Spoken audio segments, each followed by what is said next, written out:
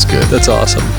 So we got Kevin with us here today. Kevin's a regular here in the studio and super talented videographer. Thanks, man, for being editor. here. Yeah, he does all kinds of cool work here in the studio, and so we appreciate him being here to help out with this one. And so the first one we're going to start doing is be a little more thematic with our picks. We can be thematic. So we before the show started, we went and grabbed a few records that were under a few different themes. And this first show we're doing apocalyptic album covers. Dude, that's so rock and roll. Yes. Apocalypse. How many videos can we see, like, I don't know, as a visual person, like, even like Kiss Lick It Up. Yeah, it was apocalyptic. apocalyptic. I think of Brittany Fox, Motley Crue. Yeah, there's Queen's so many. Reich. Yeah, I mean, that was the way they had that thing. Because although I rock gotta tell was you, the death of society, right? Decadence. Yeah, but Kiss's Lick It Up. Yeah. That was a pretty lame attempt. It was apocalyptic, but it was a lame attempt at all of it. It was more like, we're going to make a video and you're going to see our faces. Right. That was the focus. Even All Hell's Breaking Loose. That one's I don't remember if I as saw bad. that video. Oh, dude. I must have. I loved that song. It's a great song, but Vinny's in it. Vinny's in both. Makes me love All Hell's him. Breaking Loose is funny because you got to watch that. YouTube, All Hell's Breaking Loose, Kiss video, and you'll be like, oh, man. It is apocalyptic, though. They're like running through the streets, and Gene kicks like some fire can or something. I don't know. It's just stupid. It is pretty. Skulls! Remember, there's one point, there's like a skull or something. Yeah. Ooh! Yeah. Rock and roll. Anyway, but I think there was like some scantily clad chicks. In I think it was filled with. Oh, well, Lick It Up was. Yeah, I think they both were. Come on, but that's Kiss. That's Love Gun album. Yeah, I mean that was like my favorite album cover forever. And they were cool that way, and that their music was never too serious. Yeah, it was fun. It's all it ever was. Yeah, but for conservative kids like us, we're like, ooh, yeah.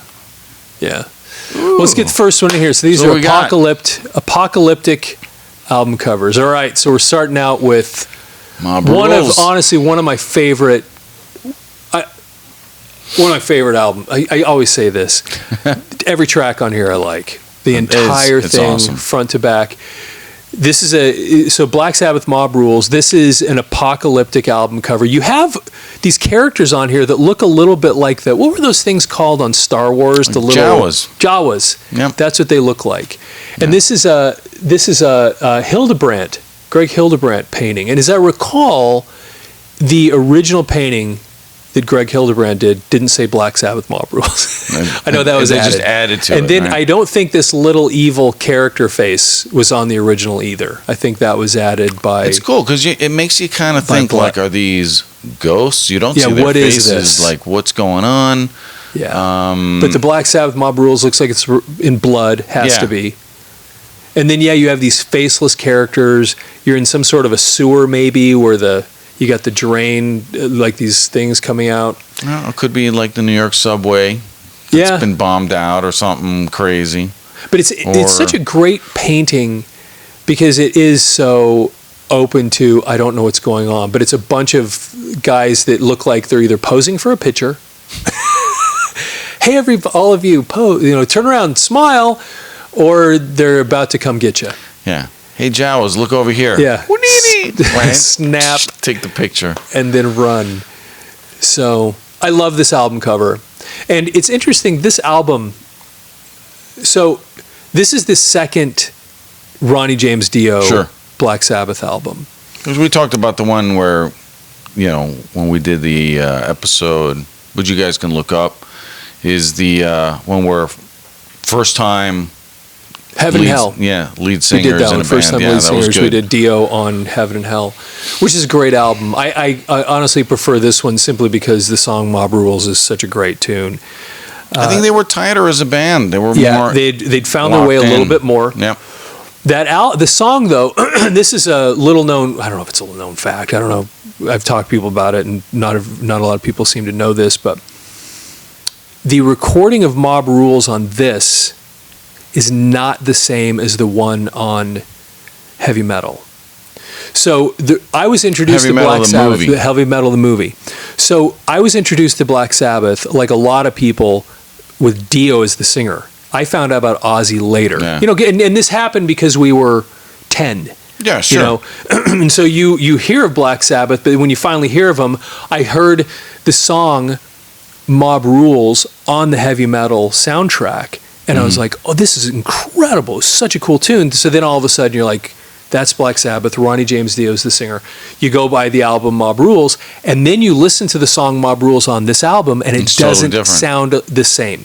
The song is the same in that it's kind of structured the same and whatever, but they just re-recorded the whole thing. And the reason they did was the heavy metal version of the song was it was a one-off. In other words, they went in, recorded it, it got on the soundtrack. That's a great soundtrack. It's an incredible soundtrack, and it covers such a wide variety. We should do that one sometime. Yeah, that's such a great wide variety soundtrack. of types of music. There's so much great stuff on there.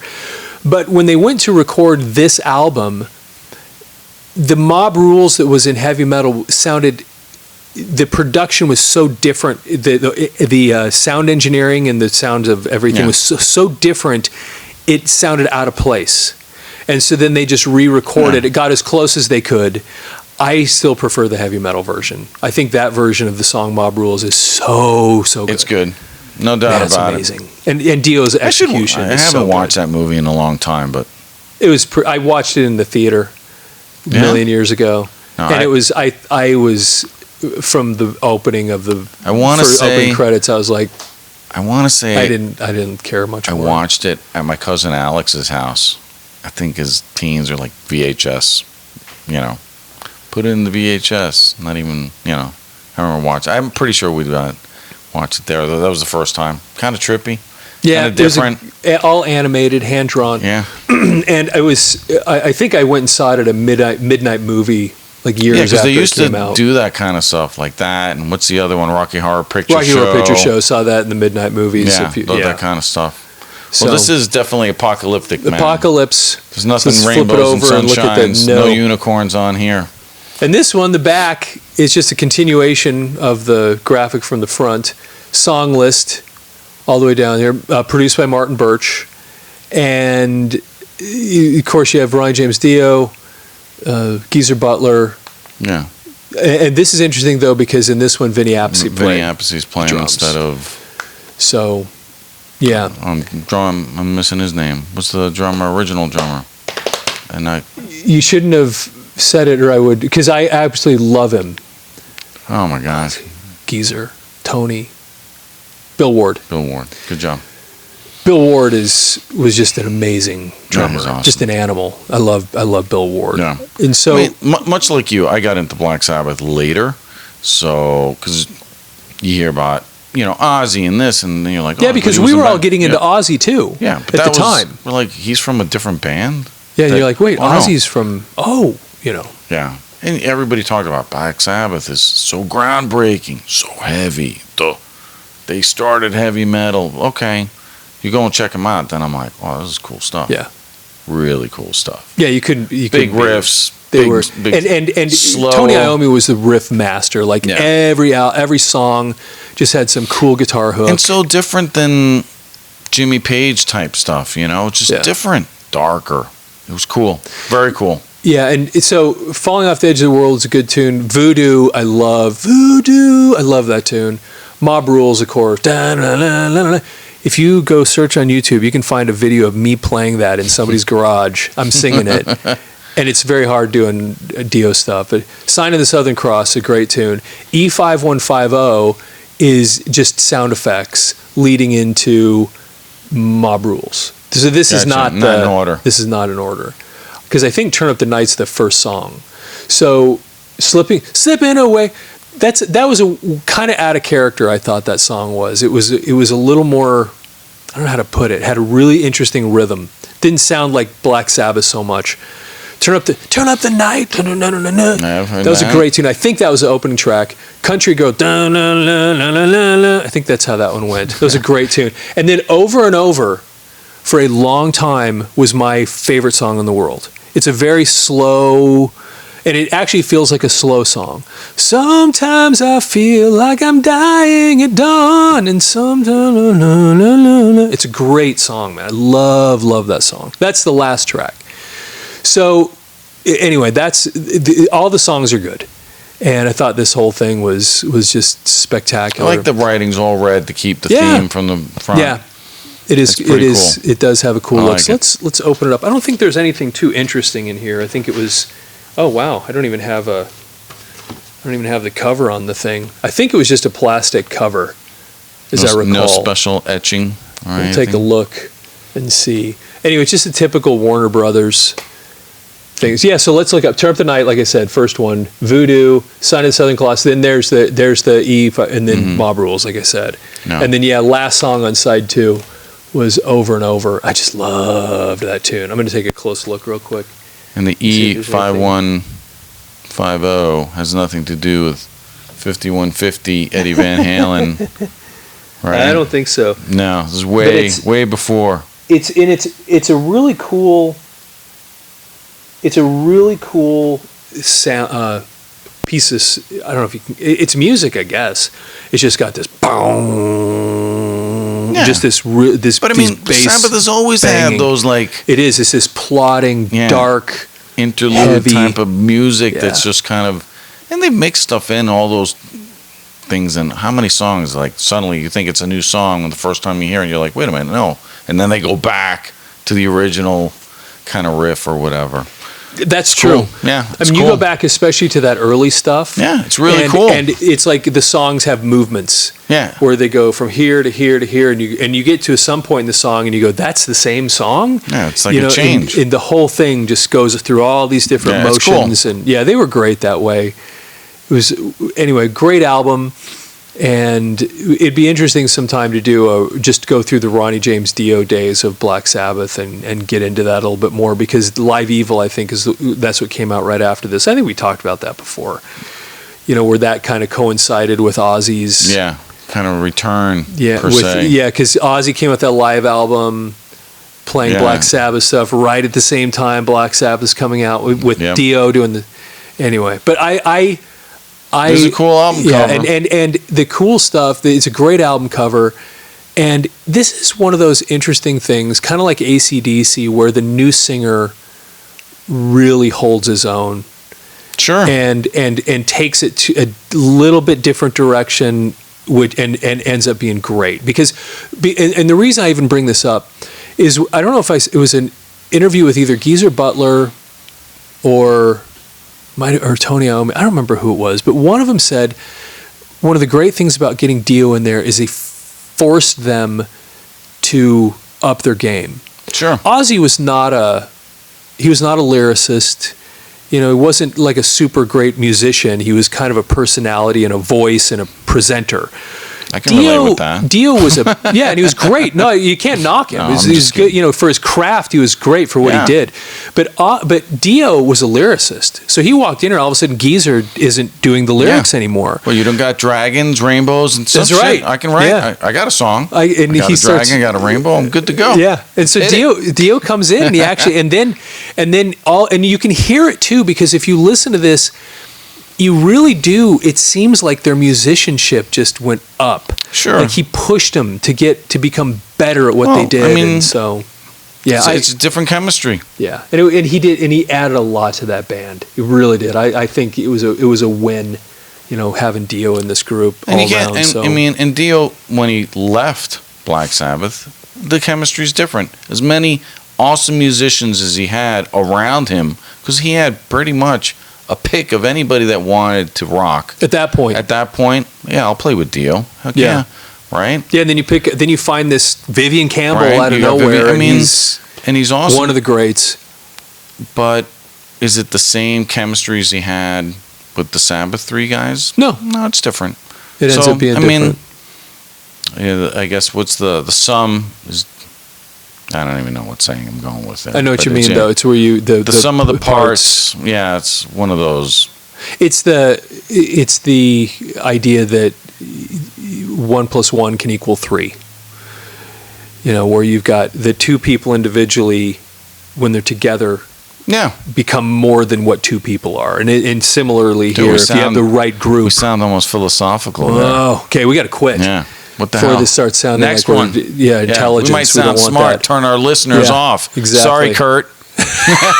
So there's Black Sabbath. Okay, so we kind of already did this one. Yeah. But this is an apocalyptic album cover. Heck and the reason I busted this one out to go with the theme is that this is different in that it's a picture disc. Picture disc of Number of the Beast. And I don't know, there must have been an insert with it too. Which, by the way, I mean, we covered this, like you said. It's a great album, not to mention a menacing cover. So yes, if you're thinking or wondering what the end of the world's probably going to look like, right there. that's what I kind of in the back of my mind think. Okay, I can. Yeah, that's what this. If that's that what was this looked like. All these people good. burning and dying, and then and then not only do you have the burning and destruction of the world, but you have these flying demons going around and the devil and I mean all Eddie. of it, it's all good. Lightning, the whole thing. So we didn't say what it was. It's Iron Maiden, Number of the Beast. Like we said, we did this one in another episode, but the fact that it's a picture disc is it was a novelty thing way back when to have picture discs. And so I didn't pick up very many of them. I don't remember why I even bought this one, but it was just a neat thing to have because it was cool. And not to mention, I mean, picture discs are kind of weird. Like right now, I mentioned, go to the record stores. My daughter's kind of getting into buying vinyl and certain artists, and I go through, and it's crazy. Some of the picture discs that are out there, like Prince, Purple Rain, Britney Spears. I mean, it's like there's tons of them. I mean, there's a ton of them, and they are a novelty, and they're pretty cool. Yeah, especially when they would do something really unique, which this wasn't. All they really did is press it with the picture. Take the album cover, they moved the logo down to the side, and ka-chink, stamp, go. And, it wasn't really much more than that. $11.99 for this one, not for this novelty. Even though you already own the album, I gotta have it again. You gotta have it was their way of getting more money out of us. Exactly. Good marketing. So this is an example of good marketing. So this was that's right. So this was pretty cool in that way, and it was, and once again, we don't need to go into it. Actually, it's funny. I went back and listened to that episode. We didn't talk much about the tracks on this album when we did it, and maybe this would be a good time to just talk about a couple of these.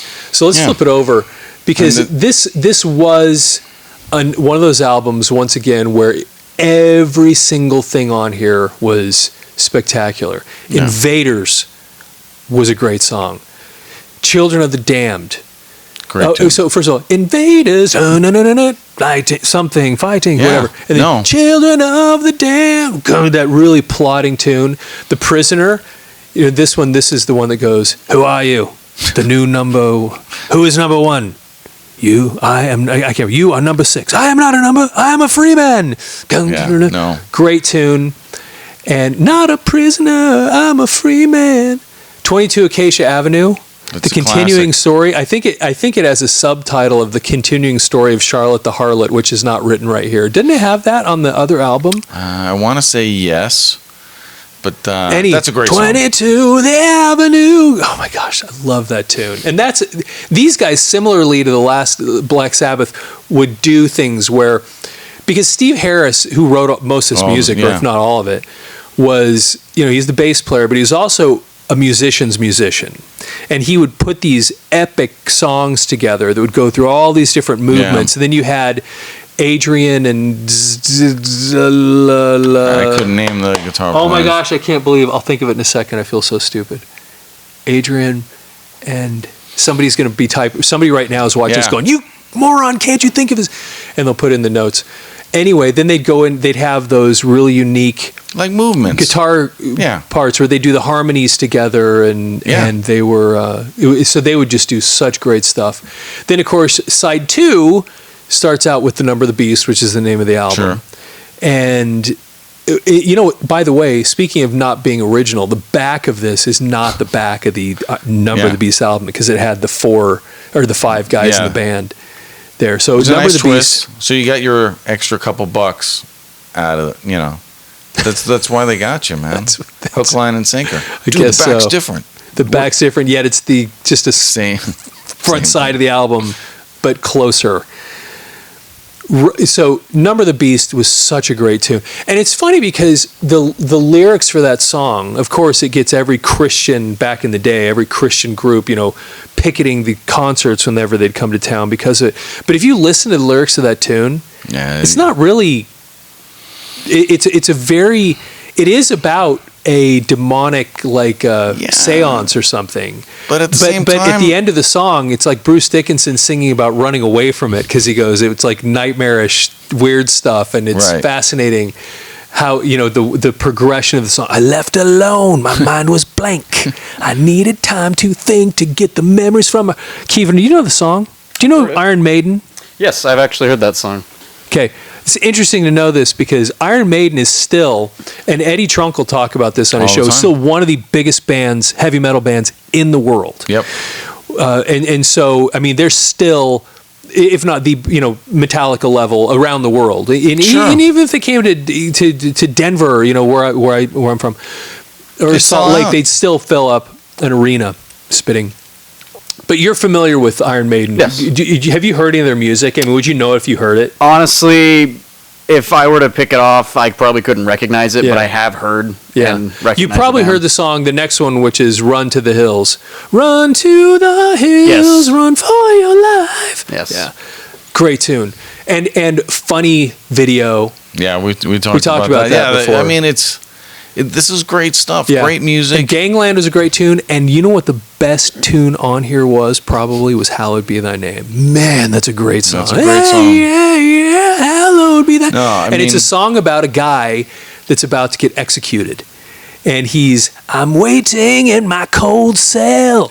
And the bell begins to chime. It's so awesome, man. Boom, bum, bum, bum, bum, bum, bum, bum. Well, I mean, the thing is it was great. You're not going to have this album cover and then songs about I'm running through daisies and flowers and, walking on sunshine bowls. That's just not happening. So what's cool about this, again, is that the songs match, and it's all imagery, right? I mean, we're talking 80s. Yeah. You didn't have... It's like reading a good book. You're imagining a lot of this in your head. As you're listening to this on your headphones, as you're cranking your stereo or driving your car, you're thinking, I could see the guy running through the hills. I remember the video. Or I can picture this guy in the cell. Oh, my gosh, I'm scared for it. You're feeling it and putting yourself there. Okay, in 2022, where's the guy on TikTok? We're so stimulated by the visual, but... And that when this came out, come on, man, it was awesome because it was so pushing the needle, like you said, the Christian groups, the people, the album cover, people were like, what the hell? Your mom was like, that's the one you want to get? Yeah, like, come on, right. really? I told you the story. I mean, seriously? But the songs held up, and they still, years later, hold up awesome because they're great songs. This was not crappy 80s time period music. These weren't even on the radio, bro. Nope. How much radio play did Iron Maiden get? Probably zero. They might have got Run to the Hills once or twice in every city somewhere, but it just was, and they still... Some heavy metal down on the 88 of your dial type of stuff. This wasn't mainstream. It's true. But... Yeah, they moved the needle, but they were huge. Because why? Because guys like you, me, Kurt, I know you're watching, we're telling us, dude, this is cool shit. Look how scary. Oh my gosh, you got goose pimples, as you're listening in your room and you got your headset on and going like, okay, this isn't Kiss. This isn't telling me about going and hooking up, This is strangely intelligent music in a weird way. Right. Like they were and they got movements very and well stuff. thought out lyrics. I mean, Run to the Hills. It's that whole song is really about the plight of the Native American when the white man came and took over all the land. I mean, that's what the song is about. Yeah. Kiss would never write a song like that. No. So, for that matter, I'm not sure Black Sabbath would either. They really did have these. They come up with these songs and these ideas. Put the X in sex. Yeah. I don't know. Don't even. Different. totally different ideas. Where he's doing this exploration of the white man coming to America and taking over the land, as opposed to, and thinking how that would sound and the movement of the music and the lyric and the rhyme, and it's amazing. Apocalyptic, man. This is gets you By thinking. The way, I'm feeling really clueless here for a second. Who produced Pop Out Mob Rules on the back? Tell me who produced that album. I thought you mentioned there was the one we just did before. Mob Rules. Who are you looking for? Producer. Martin Birch. Okay, I'm feeling like an idiot. No, you mentioned that. Is this the same producer? Same producer. Ooh, how crazy. Why didn't I know this? Why How did you connect that didn't I in know your this? mind? Well, we just said it there, and then I'm looking here going, wait a minute. Isn't that the same dude? Didn't we just say Martin Birch produced Black Sabbath, Mob Rules? 2 great classic albums produced Way by to go, Martin Birch. Yeah. You can call in anytime. Yeah, would love that. Just saying. So, anyway, 2 different record labels, but pretty awesome stuff. Pretty cool. I did remember there's one kind of interesting thing about the cover. I don't know if I ever talked about this, and it's funny because I think somebody even in the notes on the YouTube channel commented on the connection, like Eddie has Eddie's connecting the devil, which is connecting the devil's connecting the guy. But I remember noting, because I'd picked this cover apart a million times over. Because that's what we did as kids. Because you did stare at it. But Eddie's string is like all broken up, but the devil's is solid. For whatever that means. What is the hidden meaning? There's a meaning there, man. All right, let's get that next album in here. That's a good one. Picture disc of all things. And then speaking of Kiss and Apocalyptic, what was so interesting about this album, because this was produced by Bob Ezrin, who was brought back to do The Elder. Yes. And then I think he came back and did another one after that. I want to say Revenge. Much later, that may be. But Also, Bob Ezrin... Vinnie Vincent co-wrote some songs on there. Just saying. Bob Ezrin was originally producing Alice Cooper. Once he'd put Alice Cooper on the map, then they approached him about helping Kiss out. Right. And... because Alice Cooper had put out a ton of albums prior, and they were just, right? Well, they'd been, I don't know how many albums they'd had out, but they were making a mark. But they weren't Bob really Ezrin going anywhere, and Bob Ezrin kind of he could see what they needed to do. Right. He was a visionary, and he was a great musician. Right. So he could actually go in here and not just produce the album, but he could really get in there and get in the weeds and help them organize the music. And this is what's so interesting about this, because when Bob Ezrin came in here, these guys were on riding the wave of Alive. Yeah. So they'd put out 3 albums. They were playing arenas, but they weren't selling records, which is where you made your money. Right. So they were getting close to getting dropped from the record label. And then Alive came out, and that put them on the map. Weirdly, a live album is the thing that made them popular. Well, then... you got to back it up. Yeah, so then they go into the studio and Bob Ezrin comes in to produce them. And he basically says, guys, here's your choice. You can pretend like you're big rock stars and just go back to doing things the way you're doing in the studio before, or you can listen to me. Right. And we can make a good album. And smartly, these guys basically said, just kind of looked and said, let's do it. Whatever it is, tell us what to do. At the time, you had Gene and Paul, actually the 4 guys, all pretty committed still. They were still into it. And, they were all for one for all at the time. And, the tracks on here and the songwriting on here is definitely some of their best work. Yeah, everything about this was better than what they had done before. Right. And different. It's funny because I've grown to appreciate those first albums more, just as I've listened to the rawness of them. But true. This was top shelf. This is like these guys became a really, really top shelf sound, band. Everything, the production. Beth is on here, the orchestra. There's so many things about this album that sets it apart. We've grown as an artist, and now we can be taken seriously, other than just hey, we got makeup and, we're doing cool stuff. As much as I do, like Dress to Kill, that plays in under 30 minutes, I think. And to me, it's one of my favorite ones. They're all upbeat. They're great songs. That has their quintessential classic tune it's got on Rock and Roll All Night on there. Lover All I Can's on that one too, isn't it? I think so. And that's like when Eddie Trunk did his top 20, everybody called one of their top 20 Kiss songs. That was on everybody's list, that song. And not not one of my favorites, but that's a big favorite. I like Hotter Than Hell. I like the first one. But this was a whole other level, like you said. I mean, Detroit Rock City, how can you start with the car wreck sound and all that, in there at the end, and the radio? It's like, and the radio at the beginning is Gene Simmons, I think. It's his voice that does it too. But they're playing like a Kiss song on the radio, which back then. Yeah, right. That's right. I mean, that when he gets in the car, you hear it and it comes on. Just a lot of little cool things, but that type of production was not on anywhere of the first 3 albums, right? And the album cover, getting back to the theme here, which is the apocalyptic. This was nothing like the first album covers either. No, they were just trying. They were this here is where they became the Kiss that we kind of larger understand. Than life. Yeah, I mean, they really became like comic book heroes here. This is where they became really became a brand, because and Gene Simmons, I think he talked about this in his book, where they weren't presenting themselves as a band anymore. They were presenting themselves as this thing that's beyond a band. That's this like right an here. Entity, yeah.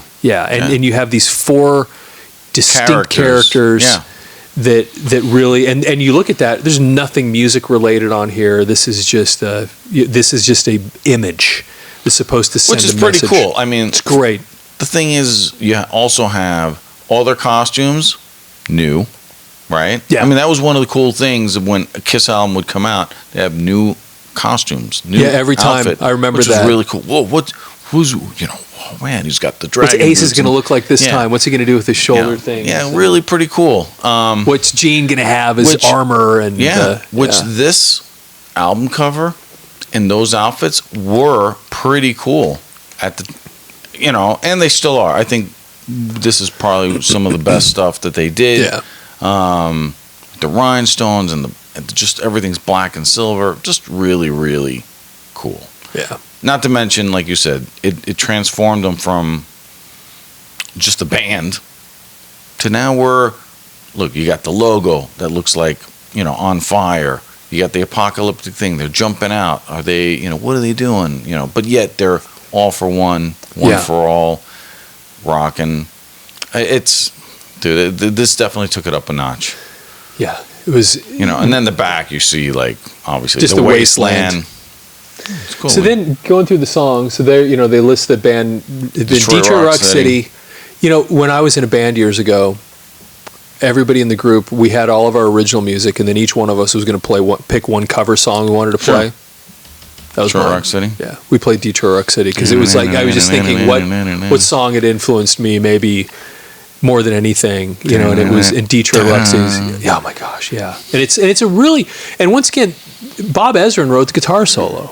I mean, this was so much. This album was just him writing songs, writing pieces of music. Do this, play this, try this, and you hear stories about him sitting with Peter Criss, just pushing him, and for hours and hours and hours, working him to get these parts, these unique, so that he could actually be like a real drummer, somebody that was playing some killer cool stuff. Just so great. Yeah. King of the Nighttime World that's a cool tune. Great song. Is that their song too?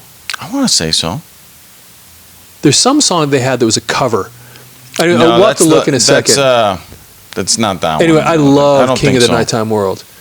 I'm the king of the nighttime world, and you're my headlight. It's kind of poppy, but it's rocking, so it's kind of cool. Yeah.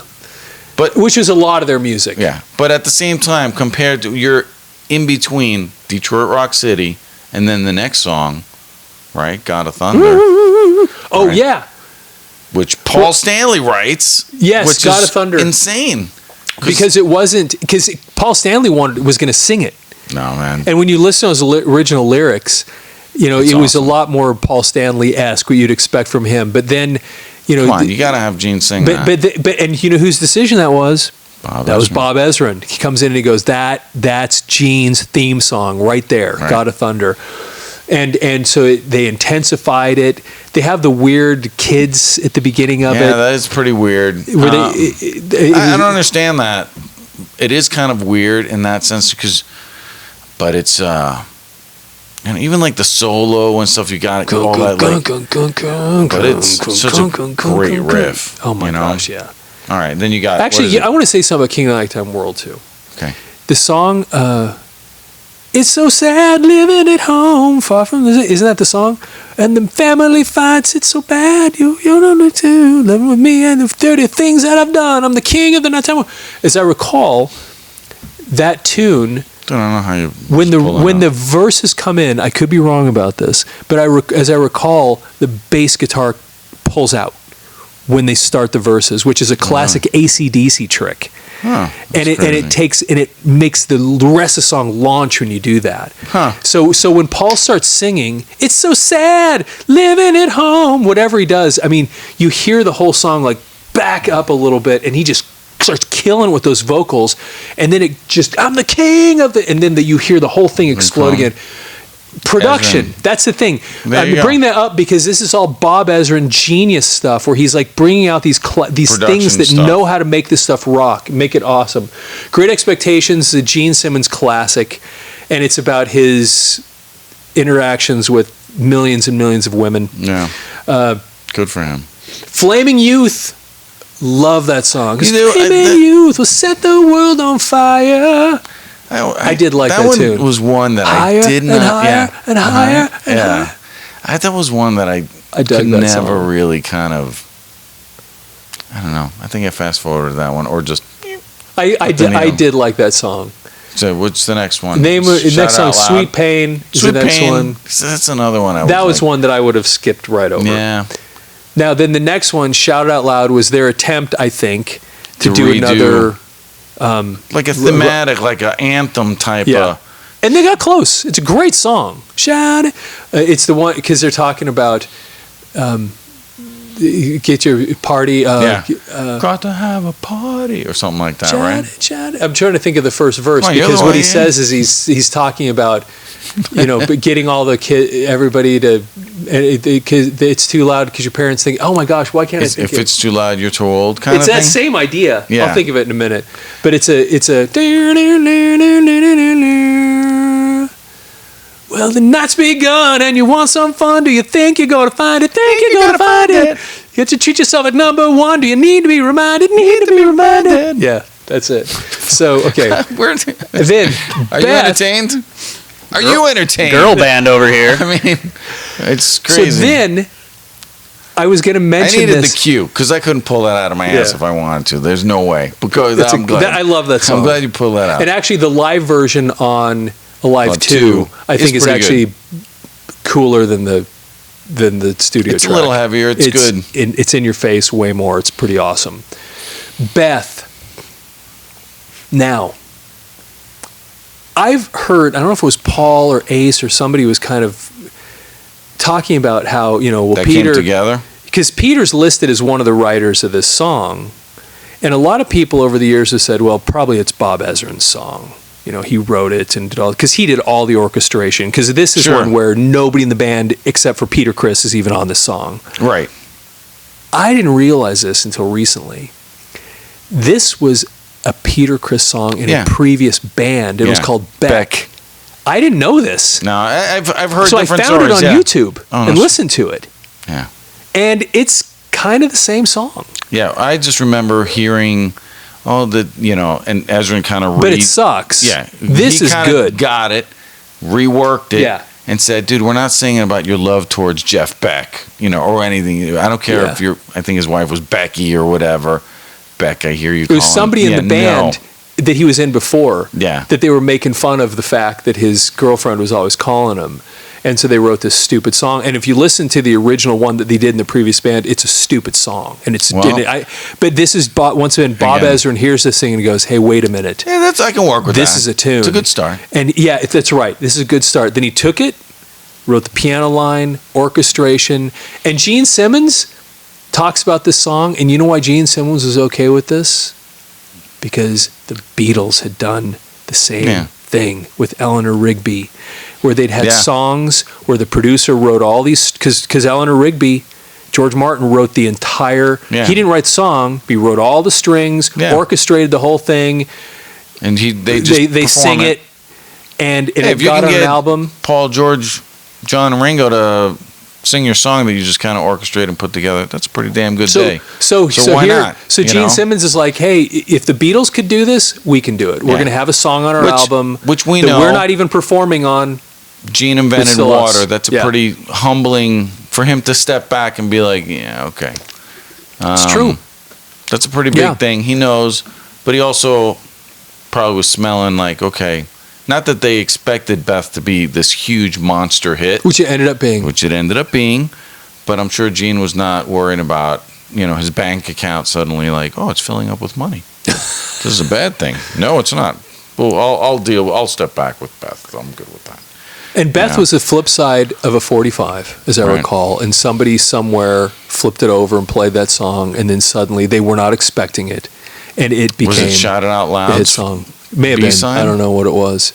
But that was the story behind this thing. They flipped it over, played it on some radio station, and suddenly it's their biggest song they ever put out. Yeah. Well, pop-wise on the charts, Maybe I Was Made for Loving You, maybe. But that was later. Yeah. Maybe, but Beth is huge. Huge. Actually, I heard a guy singing Beth karaoke at within the last year at some restaurant place. We went out there for dinner, and they're like Sand Hollow Resort, and they had like karaoke night. I'm like, oh, this is cool. This guy breaks out Beth. I'm like, oh, dude. Funny. He did all right. He did good. You calling, but I can't come home right now. But it's a really sweet song. And Peter's got that raspy Peter voice. has a great singing voice. Yeah, you don't appreciate bluesy, it. Raspy but voice. This is where it really came out, and I think this might have been because he had other songs that he sang before this. But man, when he did this, all of a sudden you go, wait a minute, this dude's got that Rod Stewart kind of great raspy voice. And then that's when Paul Stanley stepped in and wrote a song for Rod Stewart. It's not Hard Luck Woman. Is that for Rod? Rod didn't take it. So it became a Kiss song. Peter sings it. And that's a good song, too. And when I was a kid and I had Rock and Roll Over, that was my skip past that tune every time. And as an older man now, I go, that might be the best song on the album. Yeah. And because it's such a great tune. It's a mellow song, and Paul wrote it. Peter sang it. What a great tune, man. Yeah. Anyway, but this is where we really get that sense that Peter's got this, not just the screamo voice, which he had in some of the other stuff. In Black Diamond. That was awesome. Which is great. He did great. He's a great singer. But it was like this brought him into a different world, and you go, man, I love this dude's voice. Yeah, no, it's good. It also made him kind of more, again, and like Gene says, Beatlesque, because now you have, you got Ringo getting hit songs too. Okay, that's okay. So now all of them have hit tunes. There you go. So I think what's the last track? And the last tune's "Do You Love Me," which is one of my favorite Kiss songs, man. Dude, I love that song because it's just got the drums, right, and then Paul's just singing. You really like my limousine. You like the way the wheels roll. And then, you like my 7-inch leather heels. And going to all of the shows, but... That's a great song, bro. It is. Then by the end of it, the bells coming in. Gung, do you love me? Yeah. Gung, gung, gung. Just, man, production. But production on this album. Huge album. No doubt about it. It was so great. Bob Ezrin was an absolute genius on this. I don't have the inside. It's apparently, I don't know if there probably was something in here, but this is all I got right now. So we'll just put it. This is just typical Casablanca thing. Kiss Destroyer. I want to look at real quick. Okay. Songwriting credits. Detroit Rock City, Paul Stanley, Bob Ezrin. King of the Nighttime World. Okay. Kay Fowley, M. Anthony, Paul Stanley, Bob Ezra. I swear, I was swearing somebody else had been involved with that. I'm not sure what the story is, but it's not just us two. Paul Stanley did Not God Michael of Thunder. Anthony. Right. Paul Stanley's God of Thunder. Gene Simmons, Bob Ezra, and Great Expectations. There you go. Flaming Youth, Ace Frehley, Paul Stanley, Gene Simmons, Bob Ezrin. Sweet Pain, forgot Gene Ace was that Simmons. one. Yeah. Shout It Out Loud, Gene Simmons, Paul Stanley, Bob Ezrin. Beth, Peter Criss, S. Penridge, Bob Ezrin. Do You Love Me, Kay Fowley, Bob Ezrin, P. Stanley. Anyway, let's see if there's anything etched in here that's interesting. It doesn't look like it. But yeah, since we're both Kiss fans, this is kind of an important, not kind of, this is an important album. Dude, I think one of the coolest things about this cover, do you remember when people would have like denim jackets? Obviously, denim jackets were like the coolest thing you could buy, you know? But then people would like paint the backs. Yeah, yeah. And, you know, have like Iron Maiden cover. Dude, I remember a guy in school had this painted in my high school on his back. And it was so well done. It was like perfect. And I just thought that was like the coolest thing at the time. I could barely afford a denim jacket, much less a leather one. But to have a guy in my school with denim jacket, Kiss Destroyer on the back, I was like, so I'm going to show. Cool. Yeah, that's pretty awesome. It was. This whole thing was so iconic. This cover, this is one of those iconic covers. I don't know. I'm in a denim jacket now. That would be cool though. That would be. I'm just saying. There's one other interesting thing about this cover and their logo that I don't know if a lot of people realize this. Do you know about these two S's? Not the Nazi connection. Do you know the correspondence between these two S's? You may not know what I'm talking about because I'm not asking it very well. Are the SS like the so it's not the German connection? No. I'm talking about something totally. I want to see if I can find. I want to find like a piece of paper because I want to show you something that not very many people know about the Kiss logo. Okay. And it goes back to that this was originally hand drawn. And a lot of people don't know this. Trippy. Because it was, when it was first designed, I think Ace came up with it and then Paul modified it. Right, modified or fixed Paul it up. wants to take credit for it. So I'll see, okay, I'll just use this back of this thing. So I'm just trying to show you something. See, I'm putting it right along the edge of that S. Okay. Actually, we're not going to be able to do it very clearly because I can't move it. You'll notice that these two lines are not parallel. That and that go slightly in. These are not. Can you see it now? I can see it now that they're not. And the S do not. I was trying to show you, but you can't really do it without like a computer. Maybe I'll animate it on the computer. But the S's, the top of the S's, do not line up. So it's just a little off. It's slightly off. And a correct Kiss logo, the S's are not correct. They're slightly off. They're off. They're not. The top of the S is not parallel. If you're going to do a correct Kiss logo. Okay. So anyway, but you'll notice. Go back and look at their albums, and you'll see that S is always a little bit off. The second one is tilted in just a tiny little bit. That. Yeah, and it's just a weird little quirky thing that we looked at as kids. No gummies or. Yeah, it's from it's because it's from the original because it was hand drawn, and when they used the original hand drawing, it wasn't perfect, and they just kept it that way through all the. And I think they still produce it that way. Like that has its imperfect perfection.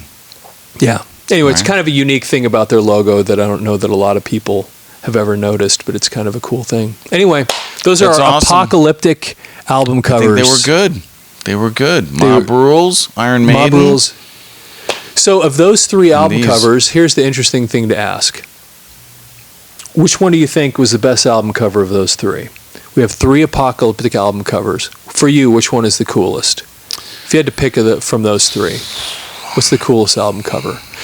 I think, obviously, I know this one so much, but I think if I was like, whoa, that's the end of the world, I have to go with the Iron Maiden, Number of the Beast. The Iron Maiden one, you want to bring it back in here? We can just do that real quick because it'd be kind of interesting. Iron Maiden might be my, It's hard for me it's hard for me on all these because I love each one of these covers so much. It's hard to beat this. It's just a great, it's just a classic album cover. This one, you almost want to say it because it's by an actual real, like, well-known artist. But this, for me, is such a classic cover. I mean, obviously, somebody painted that at one time. There's a mural somewhere, or maybe, I don't know. That's that thing. Anyway, so what do you think? If you had to pick those three apocalyptic album covers, which one do you like the best? And are there any other apocalyptic album covers that we should talk about? Because we can do another. I'm sure there's more. There's got to be a lot of them. So if there's any others, so like let us know. Yeah, Megadeth has some, and anyway. So put in the comments some of your favorite apocalyptic album covers. Heck yeah! And we'll see if we can do another one of these sometime and see what everybody thinks of those. So anyway, and also please comment on these shows and like them, subscribe, share, all the other stuff. Yeah, share them. If you sat through this whole thing and watched it to this point, you probably know somebody else. You're one of those people. And thanks so much for watching. We appreciate you guys. All right, take care. 3 Random Records is a production of Thick and Mystic Media and is recorded in Utah South Studios, located in St. George, Utah. Don't forget to visit audiomover.com to convert your old audio and videotapes to digital.